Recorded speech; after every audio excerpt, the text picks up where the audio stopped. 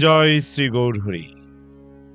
সুপ্রিয় শ্রোতাবৃন্দ, শ্রী শ্রী চৈতন্য চরিতামৃত কেবল একটি ধর্মগ্রন্থ নয়, এটি ভক্তি, প্রেম, দয়া ও হরিনামের অমৃতধারা।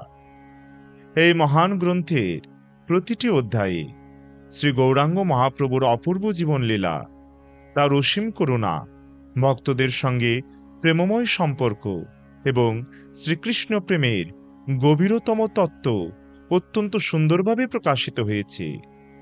যুগে যুগে অসংখ্য ভক্ত সাধক এই গ্রন্থ পাঠ করে আত্মিক শান্তি, ভক্তির স্বাদ এবং জীবনের প্রকৃত উদ্দেশ্য উপলব্ধি করেছেন। মূল গ্রন্থে সংস্কৃত শ্লোক, পয়ার ছন্দ, অলঙ্কারপূর্ণ কাব্যভাষা ও গভীর তাত্ত্বিক আলোচনা থাকার কারণে অনেক সাধারণ পাঠক বা শ্রোতার পক্ষে এর ভাব সহজে অনুধাবন করা কঠিন হয়ে পড়ে। বিশেষ করে বর্তমান সময়ে অনেকেই ভক্তিভাব নিয়ে শুনতে চান, কিন্তু জটিল ভাষা বা কাব্যরীতির কারণে সম্পূর্ণ বিষয় হৃদয়ঙ্গম করতে পারেন না।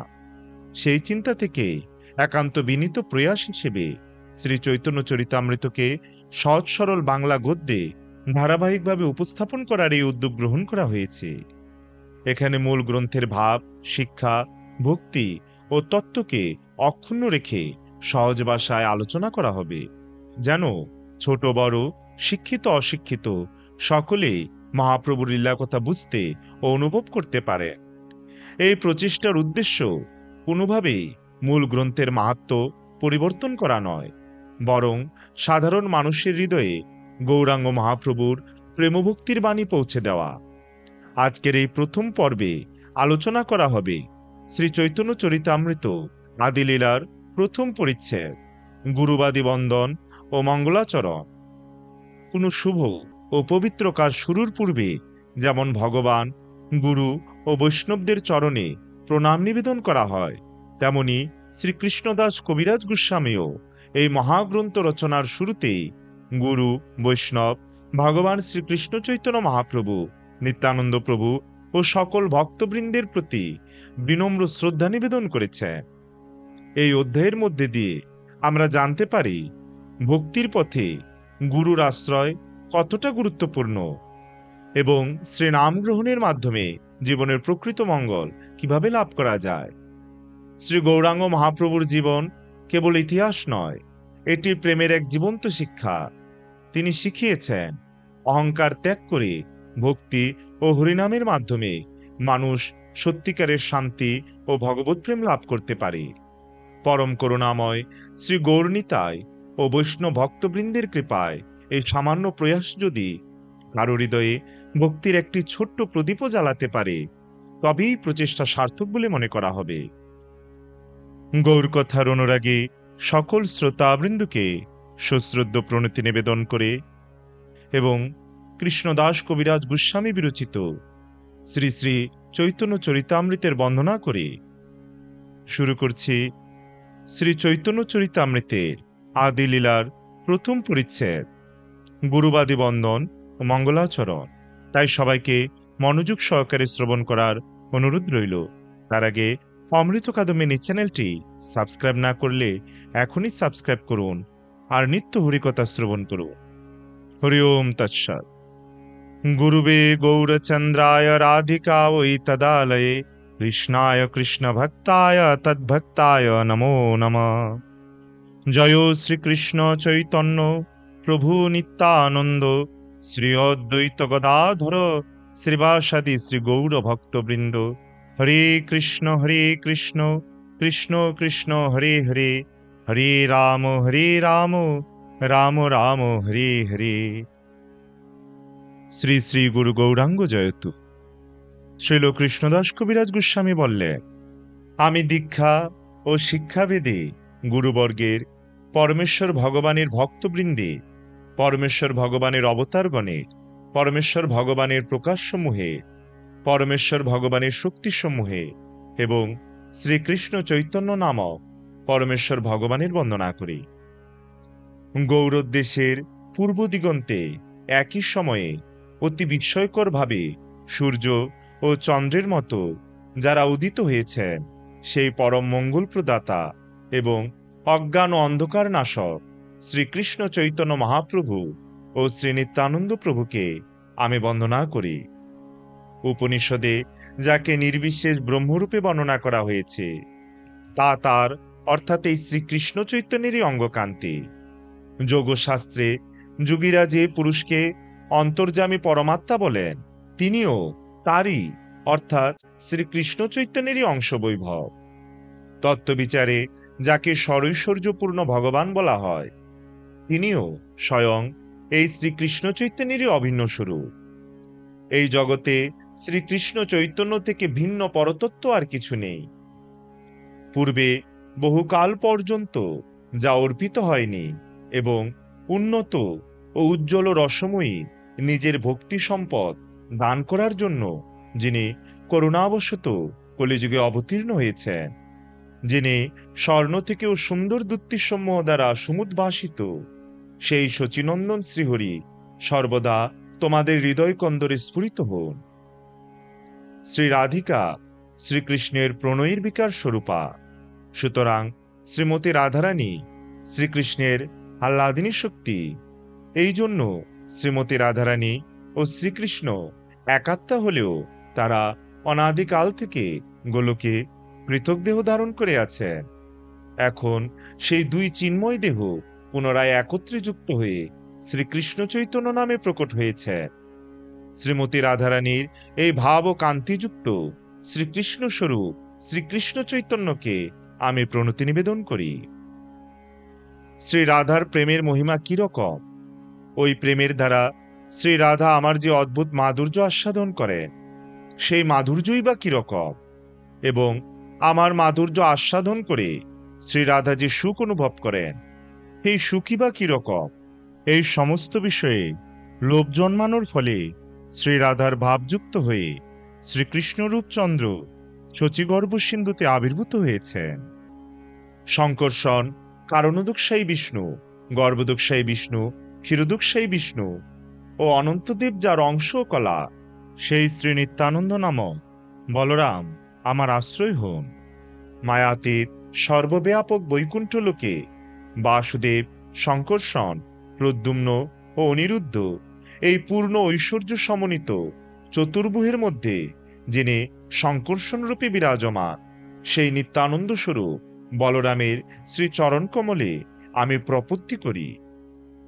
ব্রহ্মাণ্ড সময়ের আশ্রয় স্বরূপ এবং মায়াশক্তির অধীশ্বর কারণ সমুদ্রের সাহিত্য আদিপুরুষ কারণোদকশায়ী বিষ্ণু যার এক অংশ, সেই শ্রী নিত্যানন্দরূপী বলরামের শ্রী চরণ কমলে আমি প্রপত্তি করি। যার নাভিপদ্মের নাল লোকস্রষ্টা ব্রহ্মার সুতিকা দাম ও লোকসমূহের বিশ্রাম স্থান, সেই গর্ভোদকশায়ী বিষ্ণু যার অংশের অংশ, সেই শ্রী নিত্যানন্দ রামকে আমি সশ্রদ্ধ প্রণতি নিবেদন করি। যার অংশাতি অংশের অংশ হচ্ছে ক্ষীর সমুদ্রের সাহিত্য ক্ষীরোদকশায়ী বিষ্ণু, সেই ক্ষীরোদকশায়ী বিষ্ণু হচ্ছেন সমস্ত জীবের হৃদয়ে বিরাজমান পরমাত্মা ও সমস্ত ব্রহ্মাণ্ডের পালনকর্তা, এবং পৃথিবী ধারণকারী শেষনাগ হচ্ছেন যার কলা, সেই শ্রী নিত্যানন্দরূপী বলরামের শ্রী চরণ কমলে আমি প্রপত্তি করি। যে মহাবিষ্ণু মায়াশক্তির দ্বারা এই জগৎকে সৃষ্টি করেন তিনি জড়জগতের সৃষ্টিকর্তা, শ্রী অদ্বৈত আচার্য ঈশ্বর তারই অবতার। ভগবান শ্রীহরি থেকে অভিন্ন তত্ত্ব বলে তার নাম অদ্বৈত, এবং ভক্তিতত্ত্ব শিক্ষা দেন বলে তিনি আচার্য নামে খ্যাত। সেই ভক্তাবতার অদ্বৈতাচার্য ঈশ্বরকে আমি আশ্রয় করি। ভক্তরূপ, ভক্তস্বরূপ, ভক্তাবতার, ভক্ত ও ভক্ত শক্তি এই পঞ্চতত্ত্বাত্মক শ্রীকৃষ্ণকে প্রণতি নিবেদন করি। আমি পঙ্গু ও মন্দমতি, যাদের পাদপদ্ম আমার সর্বস্ব ধন, সেই পরম কৃপালু রাধামদন মোহন জয়যুক্ত হন। জ্যোতির্ময় শোভাবিশিষ্ট বৃন্দাবনের অরণ্যে কল্পবৃক্ষতলে রত্ন মন্দিরস্থ সিংহাসনের উপরে উপবিষ্ট শ্রী শ্রী রাধা গোবিন্দ তাদের অন্তরঙ্গ পার্শ্বদবৃন্দ কর্তৃক সেবিত হচ্ছেন, আমি তাদের স্মরণ করি। রাসনৃত্য রসের প্রবর্তক বংশীবর তটস্থিত পরম সুন্দর শ্রী গোপীনাথ বেণুধ্বনি দ্বারা গোপীগণকে আকর্ষণ করেন। তিনি আমাদের মঙ্গল বিধান করুন। শ্রী চৈতন্য মহাপ্রভু ও শ্রী নিত্যানন্দ প্রভুর জয় হোক। শ্রী অদ্বৈত চন্দ্রের জয় হোক। জয় হোক সমস্ত গৌর ভক্তবৃন্দে। বৃন্দাবনের এই তিন বিগ্রহ মদনমোহন, গোবিন্দ ও গোপীনাথ গৌরীয় বৈষ্ণবদের শ্রী চৈতন্য মহাপ্রভুর ভক্তবৃন্দের হৃদয় জয় করেছে। আমি তাদের শ্রী পাদপদ্ম বন্দনা করি, কেননা তারা আমার হৃদয়ের দেবতা। এই গ্রন্থ রচনার প্রারম্ভে আমি শ্রী গুরুদেব, বৈষ্ণববৃন্দ ও পরমেশ্বর ভগবানের স্মরণের মাধ্যমে মঙ্গলাচরণ করছি। এই তিন বিগ্রহের স্মরণে সমস্ত বিঘ্ন দূর হয় এবং অনায়াসে নিজের মনোবাঞ্ছা পূর্ণ হয়। এই মঙ্গলাচরণ হচ্ছে তিন প্রকার: তত্ত্ববস্তু সম্বন্ধে নির্দেশ, আশীর্বাদ ও সশ্রদ্ধ প্রণাম। প্রথম দুটি শ্লোকের মাধ্যমে ইষ্টদেবকে সাধারণভাবে ও বিশেষভাবে প্রণতি নিবেদন করা হয়েছে। তৃতীয় শ্লোকে পরম তত্ত্ববস্তু সম্বন্ধে নির্দেশ প্রদান করা হয়েছে। এই বর্ণনার মাধ্যমে পরম তত্ত্বকে দর্শন করা যায়। সকলের জন্য শ্রীকৃষ্ণ চৈতন্য মহাপ্রভুর আশীর্বাদ প্রার্থনা করে চতুর্থ শ্লোকে আমি সমগ্র জগতের প্রতি ভগবানের করুণার কথা বর্ণনা করেছি। সেই শ্লোকে আমি শ্রী চৈতন্য মহাপ্রভুর অবতরণের বাহ্য কারণ বর্ণনা করেছি, কিন্তু পঞ্চ ও ষষ্ঠ শ্লোকে তার অবতরণের মুখ্য কারণ বিশ্লেষণ করেছি। এই 6টি শ্লোকে আমি শ্রী চৈতন্য মহাপ্রভুর তত্ত্ব বিশ্লেষণ করেছি এবং তার পরবর্তী 5টি শ্লোকে শ্রীমন নিত্যানন্দ প্রভুর মহিমা বর্ণনা করেছি। তার পরের 2টি শ্লোকে শ্রী অদ্বৈত আচার্য প্রভুর তত্ত্ব বিশ্লেষণ করেছি এবং তার পরের শ্লোকে পঞ্চতত্ত্বের বর্ণনা করা হয়েছে। এই 14টি শ্লোকে মঙ্গলাচরণ করা হয়েছে এবং তার মাধ্যমে পরম তত্ত্বকে নিরূপণ করা হয়েছে। আমি সমস্ত বৈষ্ণব শ্রোতাদের শ্রী পাদপদ্মে আমার সশ্রদ্ধ প্রণতি নিবেদন করে এই সমস্ত শ্লোকের নিগুড় অর্থ বিশ্লেষণ করছি। আমি সমস্ত বৈষ্ণব পাঠককে অনুরোধ করছি তারা যেন একাগ্র চিত্তে শ্রীকৃষ্ণ চৈতন্য সম্বন্ধে শাস্ত্রে নিরূপিত এই সমস্ত মতামত পাঠ করেন এবং শ্রবণ করেন। শ্রীকৃষ্ণ, গুরুদেব, ভক্ত, শক্তি, অবতার ও অংশপ্রকাশ এই 6টি রূপে ভগবান শ্রীকৃষ্ণ তার লীলাবিলাস করেন। এই 6টি তত্ত্বই এক। আমি সর্বপ্রথমে এই 6 তত্ত্বের শ্রী পাদপদ্ম বন্দনা করি এবং তাদের শুভ আশীর্বাদ প্রার্থনা করে মঙ্গলাচরণ করি। আমি দীক্ষা ও শিক্ষাভেদে গুরুবর্গের, শ্রীবাসাদি পরমেশ্বর ভগবানের ভক্তবৃন্দের, পরমেশ্বর ভগবানের অবতারগণের, পরমেশ্বর ভগবানের প্রকাশসমূহের, পরমেশ্বর ভগবানের শক্তিসমূহের এবং শ্রীকৃষ্ণ চৈতন্য নামক পরমেশ্বর ভগবানের বন্দনা করি। মন্ত্রগুরু ও সমস্ত শিক্ষাগুরুর শ্রী পাদপদ্মে আমি সর্বপ্রথমে আমার সশ্রদ্ধ প্রণতি নিবেদন করি। আমার শিক্ষাগুরু হচ্ছে শ্রী রূপ গোস্বামী, শ্রী সনাতন গোস্বামী, শ্রী রঘুনাথ ভট্ট গোস্বামী, শ্রী জীব গোস্বামী, শ্রী গোপাল ভট্ট গোস্বামী ও শ্রী রঘুনাথ দাস গোস্বামী। এই 6 জন হচ্ছে আমার শিক্ষাগুরু এবং তাই তাদের শ্রী পাদপদ্মে আমি আমার অনন্ত কোটি প্রণতি নিবেদন করি। ভগবানের অসংখ্য ভক্ত রয়েছেন এবং তাদের মধ্যে শ্রীবাস ঠাকুর হচ্ছেন প্রধান। আমি তাদের সকলের পাদপদ্মে আমার সহস্র প্রণতি নিবেদন করি। অদ্বৈত আচার্য হচ্ছেন ভগবানের অংশ অবতার। আমি তার শ্রী পাদপদ্মে অনন্ত কোটি প্রণতি নিবেদন করি। শ্রীমন নিত্যানন্দ রায় হচ্ছেন ভগবানের স্বরূপ প্রকাশ। আমি তার দ্বারা দীক্ষিত হয়েছি, তাই আমি তার শ্রী পাদপদ্মের বন্দনা করি। ভগবানের অন্তরঙ্গা শক্তিদের শ্রী পাদপদ্মে আমি শত সহস্র প্রণতি নিবেদন করি, যাদের মধ্যে শ্রী গদাধর প্রভু হচ্ছেন প্রধান। শ্রীকৃষ্ণ চৈতন্য মহাপ্রভু হচ্ছেন স্বয়ং ভগবান এবং তাই তার শ্রী পাদপদ্মে আমি আমার অনন্ত কোটি প্রণাম নিবেদন করি। সমস্ত পার্শ্বদ সহ ভগবানের শ্রী পাদপদ্মে আমার প্রণতি নিবেদন করে আমি এখন এই 6 তত্ত্বের বিচারপূর্বক ব্যাখ্যা করার চেষ্টা করব। যদিও আমি জানি যে আমার গুরুদেব হচ্ছেন শ্রী চৈতন্য মহাপ্রভুর দাস, তবু তিনি হচ্ছেন শ্রী চৈতন্য মহাপ্রভুর প্রকাশ। শাস্ত্রের প্রমাণ অনুসারে শ্রী গুরুদেব শ্রীকৃষ্ণ থেকে অভিন্ন। গুরুরূপে শ্রীকৃষ্ণ তার ভক্তদের কৃপাপূর্বক উদ্ধার করে। শ্রীমদ্ ভাগবতে শ্রীকৃষ্ণ উদ্ধবকে বললেন, আচার্যকে আমার থেকে অভিন্ন বলে জানা উচিত এবং কখনো কোনোভাবে তাকে অশ্রদ্ধা করা উচিত নয়। তাকে একজন সাধারণ মানুষ বলে মনে করে তার প্রতি ঈর্ষান্বিত হওয়া উচিত নয়, কেননা তার মধ্যে সমস্ত দেবতার অধিষ্ঠান আছে। শিক্ষাগুরুকে পরমেশ্বর ভগবান শ্রীকৃষ্ণের স্বরূপ বলে জানতে হবে। শ্রীকৃষ্ণ নিজেকে অন্তর্যামী পরমাত্মা রূপে ও শ্রেষ্ঠ ভক্তরূপে প্রকাশ করে। হে ভগবান, পরমার্থ বিজ্ঞানের কবি ও অভিজ্ঞ ভক্তরা ব্রহ্মার মতো দীর্ঘায়ু প্রাপ্ত হয়েও আপনার কাছে তাদের কৃতজ্ঞতা ব্যক্ত করতে সমর্থ হন না, কারণ আপনি দেহধারী জীবদের সমস্ত অশুভ বিদূরিত করে আপনার কাছে যাওয়ার পথ প্রদর্শন করে বাইরে আচার্য রূপে এবং অন্তরে পরমাত্মা রূপে নিজেকে প্রকাশ করেন। পরমেশ্বর ভগবান শ্রীকৃষ্ণ শ্রীমদ্ ভগবদ্গীতায় অর্জুনকে বলেছেন, যারা প্রীতি সহকারে সর্বদা আমার ভজনা করে আমি তাদের যথার্থ বুদ্ধিমত্তা দান করি, যার দ্বারা তারা আমার কাছে ফিরে আসতে পারে। পরমেশ্বর ভগবান স্বয়ং ব্রহ্মাকে উপদেশ দান করে তাকে অনুভব করিয়েছিলেন। পরমেশ্বর ভগবান ব্রহ্মাকে বললেন, আমি যা বলবো তা মনোযোগ সহকারে শ্রবণ করো, কেননা আমার সম্বন্ধীয় এই দিব্য জ্ঞান কেবল বিজ্ঞানসম্মতই নয়, তা অত্যন্ত রহস্যপূর্ণ। আমার অনুগ্রহে তুমি আমার রূপ, গুণ ও লীলা সম্বন্ধীয় তত্ত্বজ্ঞান লাভ করো। সৃষ্টির পূর্বে কেবল আমিই ছিলাম এবং সৎ ও অসৎ ও অনির্বচনীয় নির্বিশেষ ব্রহ্ম পর্যন্ত কোনো কিছুরই অস্তিত্ব ছিল না। সৃষ্টির পরে এই সমুদয় স্বরূপে আমি বিরাজ করি এবং প্রলয়ের পর আমি কেবল অবশিষ্ট থাকব। আমি ব্যতীত যা কিছু সত্য বলে প্রতীয়মান হয় তা হচ্ছে আমার মায়াশক্তি, কেননা আমি ব্যতীত কোনো কিছুরই অস্তিত্ব থাকতে পারে না।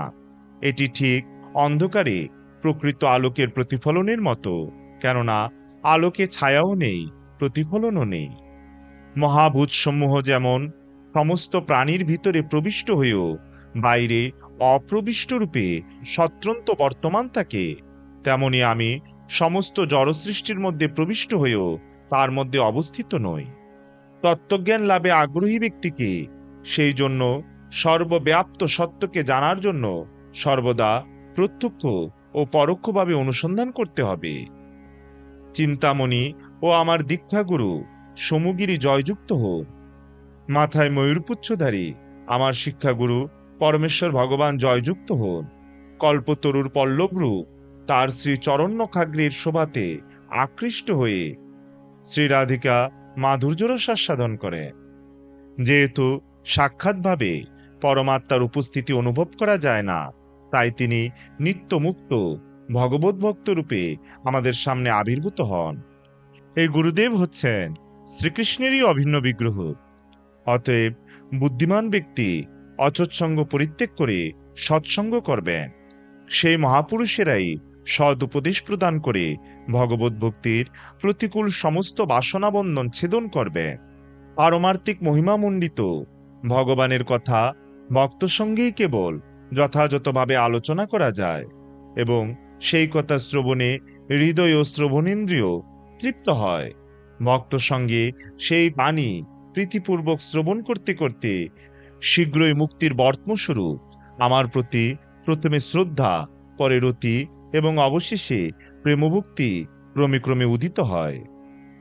যে শুদ্ধ ভক্ত নিরন্তর ভগবানের প্রেমময়ী সেবায় যুক্ত, তিনি ভগবানেরই স্বরূপ এবং সেই ভক্তের হৃদয়ে ভগবান সর্বদাই বিরাজ করে। সাধু মহাত্মারা আমার হৃদয় এবং আমিও তাদের হৃদয়। তারা আমাকে ছাড়া অন্য কাউকে জানেন না এবং আমিও তাদের ছাড়া অন্য কাউকে আমার বলে জানি না।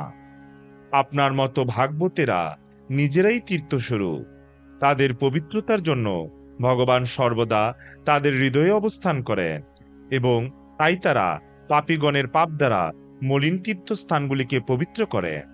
দুই শ্রেণীর শুদ্ধ ভক্ত রয়েছে, ভগবানের নিত্য পার্ষদ ও সাধক ভক্ত। ভগবানের অবতার তিন প্রকার: অংশ অবতার, গুণাবতার ও শক্তাবিশ অবতার। পুরুষ অবতার ও মৎস্য আদি অবতারেরা হচ্ছেন ভগবানের অংশ অবতারের দৃষ্টান্ত। ব্রহ্মা, বিষ্ণু, শিব হচ্ছেন ভগবানের গুণাবতার, আর শক্তাবিশ অবতার হচ্ছেন সনক, সনন্দ, সনাতন ও সনত কুমার, এই চতুষণ, পৃথু মহারাজ ও মহামুনি ব্যাসদেব। পরমেশ্বর ভগবান নিজেকে প্রকাশিত করেন দুই রূপে, প্রকাশ ও বিলাস। পরমেশ্বর ভগবান যখন অভিন্ন রূপে নিজেকে বহুভাবে প্রকাশ করেন, তখন সেই সমস্ত রূপকে বলা হয় প্রকাশ বিগ্রহ। যেমন 16,000 মহিষীকে বিবাহ করার সময়ে এবং রাসনৃত্যের সময়ে তিনি নিজেকে একই রূপে বহুগুণে প্রকাশ করেছিলেন। এটি পরম আশ্চর্যজনক যে ভগবান শ্রীকৃষ্ণ এক এবং অদ্বিতীয় হওয়া সত্ত্বেও নিজেকে 16,000 একই রূপে প্রকাশ করে 16,000 মহিষীকে তাদের নিজ নিজ প্রাসাদে বিবাহ করেছিলেন। যোগেশ্বর শ্রীকৃষ্ণ তার অচিন্ত শক্তি বলে প্রতি দুজন গোপিকার মধ্যে তার এক একটি মূর্তি প্রকাশ করে গোপীমণ্ডল পরিশোভিত হয়ে রাসোৎসবে নৃত্য করেছিলেন। এভাবেই যখন গোপিকারা এবং শ্রীকৃষ্ণ রাসনৃত্যে মিলিত হয়েছিলেন, তখন প্রতিটি গোপিকা অনুভব করেছিলেন যে গভীর অনুরাগে কণ্ঠ ধারণপূর্বক শ্রীকৃষ্ণ যেন কেবল তাকেই আলিঙ্গন করছে। ভগবানের এই অতি অদ্ভুত লীলা দর্শন করার জন্য স্বর্গের দেবতারা সস্ত্রীক শত শত বিমানে করে গভীর উৎসুক সহকারে গগনপথে এসে উপস্থিত হয়েছিলেন। তারা পুষ্পবৃষ্টি বর্ষণ করেছিলেন এবং অত্যন্ত মধুর স্বরে দুন্দুভি-বাদ্য বাজিয়েছিলেন। একই রূপের অসংখ্য বিগ্রহ যখন অভিন্নভাবে একই সময়ে প্রকাশিত হয়, তখন ভগবানের সেই প্রকাশকে বলা হয় প্রকাশ বিগ্রহ। এই বিগ্রহ হওয়া সত্ত্বেও তার অসংখ্য রূপের পরস্পরের মধ্যে যখন অল্প পার্থক্য থাকে, তখন তাদের বলা হয় বিলাস বিগ্রহ। ভগবানের স্বরূপ যখন তার অচিন্ত শক্তির প্রভাবে লীলাবশত আত্মসদৃশ প্রায় অন্য বহুরূপে প্রকটিত হন, তখন তাদের বলা হয় বিলাস বিগ্রহ। এই ধরনের বিলাস বিগ্রহের দৃষ্টান্ত হচ্ছেন বলদেব বৈকুণ্ঠ ধামে নারায়ণ এবং চতুর্ভুহ বাসুদেব, শঙ্কর্ষণ, প্রদ্যুম্ন ও অনিরুদ্ধ। পরমেশ্বর ভগবানের শক্তি তিন প্রকার: বৈকুণ্ঠ লোকে লক্ষ্মীগণ, দ্বারকায় মহিষীগণ এবং বৃন্দাবনে গোপিকাগণ। তাদের সকলের মধ্যে ব্রজগোপিকারাই হচ্ছেন শ্রেষ্ঠা, কেননা তারা স্বয়ং ভগবান ব্রজেন্দ্র নন্দন শ্রীকৃষ্ণের সেবা করার সৌভাগ্য অর্জন করেছে। স্বয়ং ভগবান শ্রীকৃষ্ণের পার্শ্বদেরা হচ্ছেন তার ভক্ত, যারা তার থেকে অভিন্ন।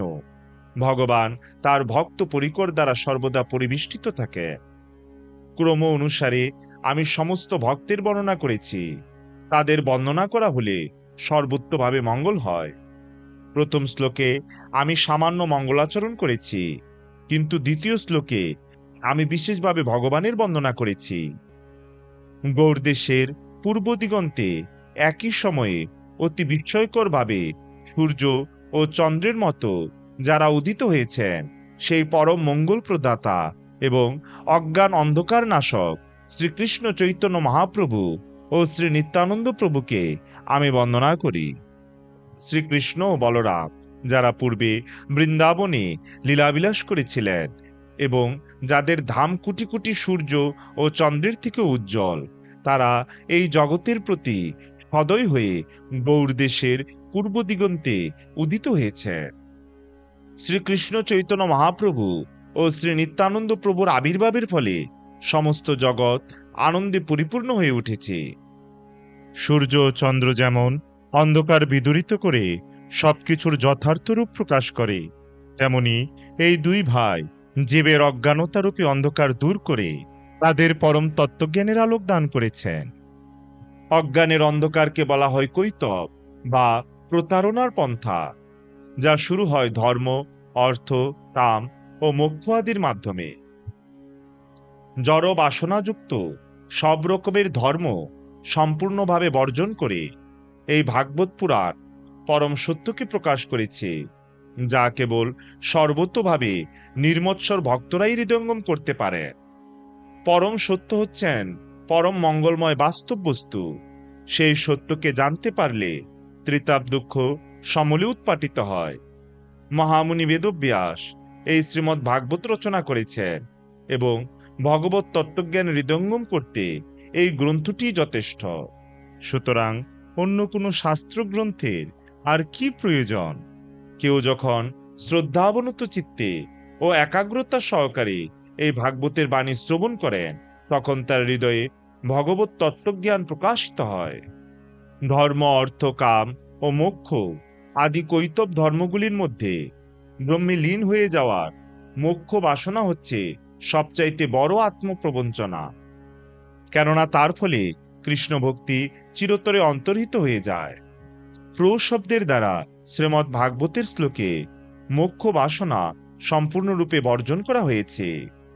কৃষ্ণ ভক্তির প্রতিবন্ধক যে সমস্ত কর্ম, তা শুভই হোক অথবা অশুভ হোক, সেই সমস্ত জীবের তমগুণজাত অজ্ঞানতা ছাড়া আর কিছু নয়। শ্রী চৈতন্য মহাপ্রভু ও শ্রীমন নিত্যানন্দ প্রভুর কৃপার প্রভাবে এই অজ্ঞানতার অন্ধকার দূর হয় এবং সত্যের প্রকাশ হয়।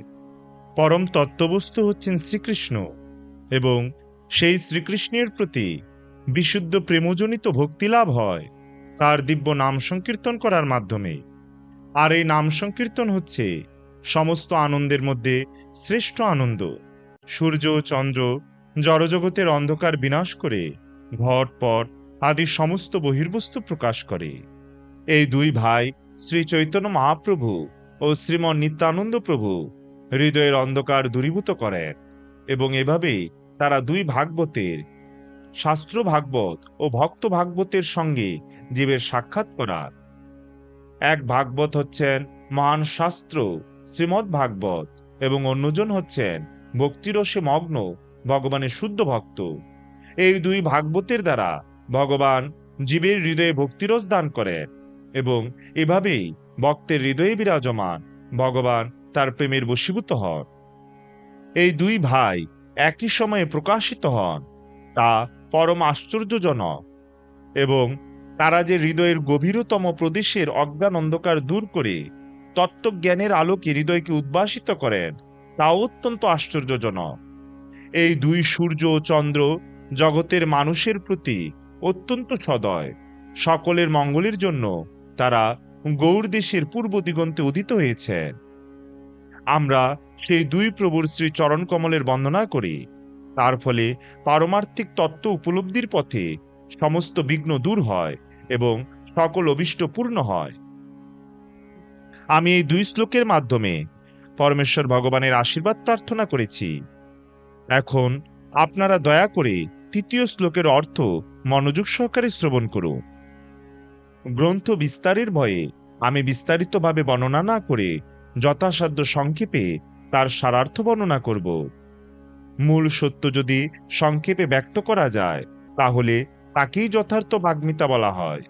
কেবলমাত্র বিনীতভাবে তা শ্রবণ করলেই অজ্ঞানতাজনিত হৃদয়ের সমস্ত দোষ খণ্ডন হয় এবং শ্রীকৃষ্ণের প্রতি গভীর অনুরাগ লাভ হয়। এটি হচ্ছে শান্তি লাভের প্রকৃষ্ট পন্থা। যদি ধৈর্য সহকারে শ্রী চৈতন্য মহাপ্রভুর মহিমা, শ্রী নিত্যানন্দ প্রভুর মহিমা, শ্রী অদ্বৈত আচার্য প্রভুর মহিমা এবং তাদের ভক্ত ভক্তি, নাম যশ ও তাদের প্রেমময়ী সম্পর্কের মাহাত্ম্য শ্রবণ করা যায়, তাহলে সমস্ত তত্ত্ববস্তুর সার বিষয়ে হৃদয়ঙ্গম করা যায়। তাই আমি যুক্তি ও বিচারপূর্বক এই সমস্ত বিষয় শ্রী চৈতন্য চরিতামৃতে বর্ণনা করেছি। শ্রী রূপ গোস্বামী ও শ্রী রঘুনাথ দাস গোস্বামীর শ্রী পাদপদ্মে আমার প্রণতি নিবেদন করে, তাদের কৃপা প্রার্থনা করে এবং তাদের পদাঙ্ক অনুসরণ পূর্বক আমি কৃষ্ণদাস শ্রী চৈতন্য চরিতামৃত বর্ণনা করছি। ইতি গুরুবাদী বন্দন মঙ্গলাচরণ নামক কৃষ্ণদাস কবিরাজ গোস্বামী বিরচিত শ্রী চৈতন্য চরিতামৃতের আদি লীলার প্রথম পরিচ্ছেদ সমাপ্ত। পরবর্তীতে আমরা শ্রবণ করব শ্রী চৈতন্য চরিতামৃতের আদি লীলার দ্বিতীয় পরিচ্ছেদ বস্তু নির্দেশ মঙ্গলাচরণে শ্রী চৈতন্য তত্ত্ব নিরূপণ। তাই সবাইকে পরবর্তী ভিডিও দেখার আমন্ত্রণ রইল। জয় জয় রসশাস্ত্র শ্রী শ্রী চৈতন্য চরিতামৃতের জয়, চৈতন্য কথা শ্রবণকারী সকল ভক্তবৃন্দের জয়। জয় শ্রীকৃষ্ণ চৈতন্য প্রভু নিত্যানন্দ, শ্রী অদ্বৈত গদাধর শ্রীবাসাদি শ্রী গৌর ভক্তবৃন্দ। হরে কৃষ্ণ কৃষ্ণ কৃষ্ণ হরে হরে, হরে রাম রাম রাম হরে হরে। জয় শ্রী গৌর হরি।